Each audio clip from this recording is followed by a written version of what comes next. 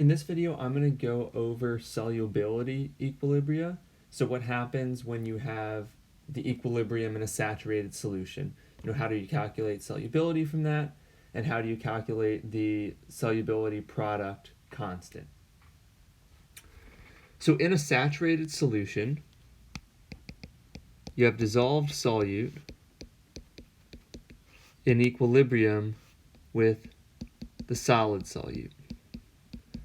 Right, that's the definition of a saturated solution. If I have a beaker,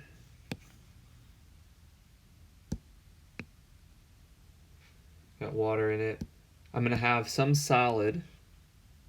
If I'm saturated, I'll have solid, so all of this here is solid. But then I also have dissolved particles of my solid in the solution as well. And they're not, the dissolved ones don't just stay dissolved and the solid particles don't stay solid, right? There's equilibrium between these phases. So for example, if I have solid silver sulfate, that's in equilibrium with two aqueous silver ions and then sulfate. If I write the equilibrium expression for this, it would be K is equal to the concentration of silver squared times the concentration of sulfate ion, just like we did for chemical equilibria. But because this is for solubility, we give it KSP as the name of the constant. So now we've seen KC, there's been KP, KA, KB, and now KSP. All of them are equilibrium constants that are describing a different type of equilibrium. Now it's important to note, KSP is not the same as solubility.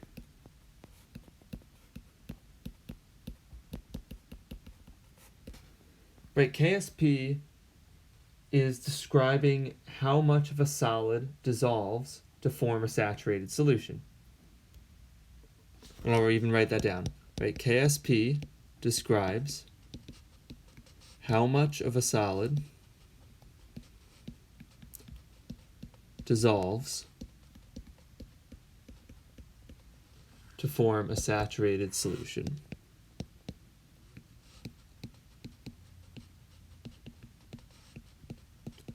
So I want to go over a couple of examples here so we can see how to calculate KSP, but then also how to use KSP to calculate solubility, right? That's another thing we can do. So for the first example, we dissolve solid magnesium sulfate in water. And at equilibrium,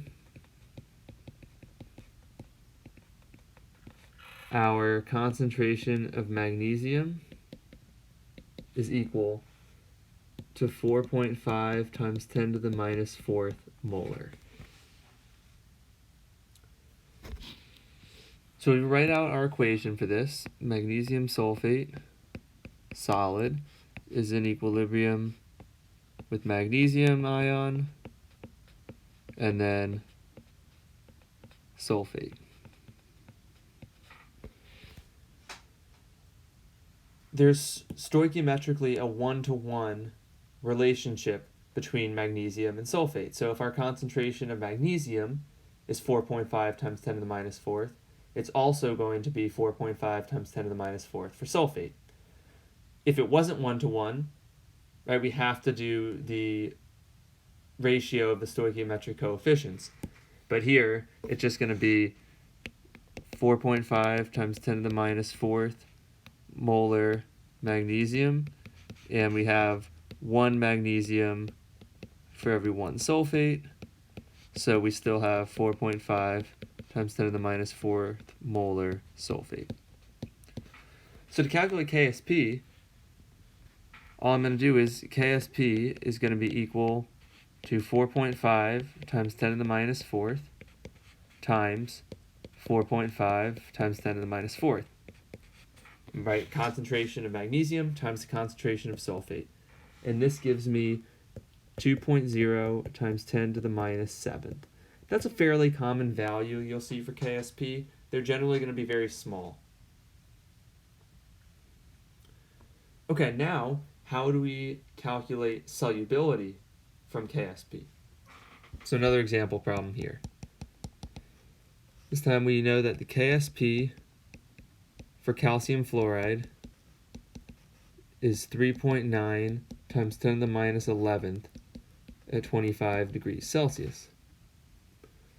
So calculate the solubility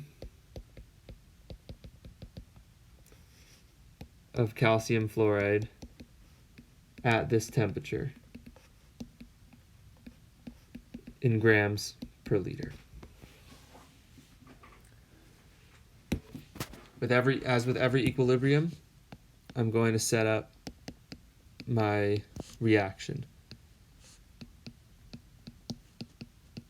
And then subsequently an ice table.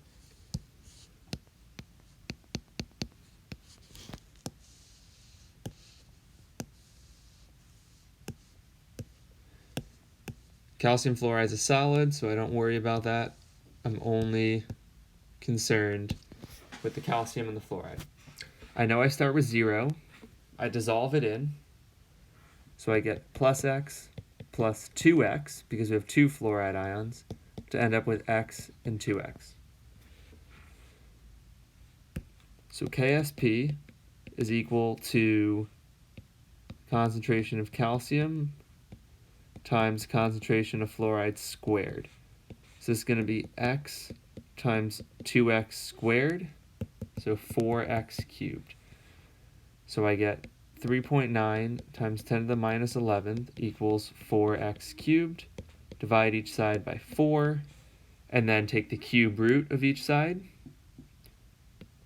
So then I'll get x cubed equals 3.9 times 10 to the minus 11th over 4. Then take the cube root of each side.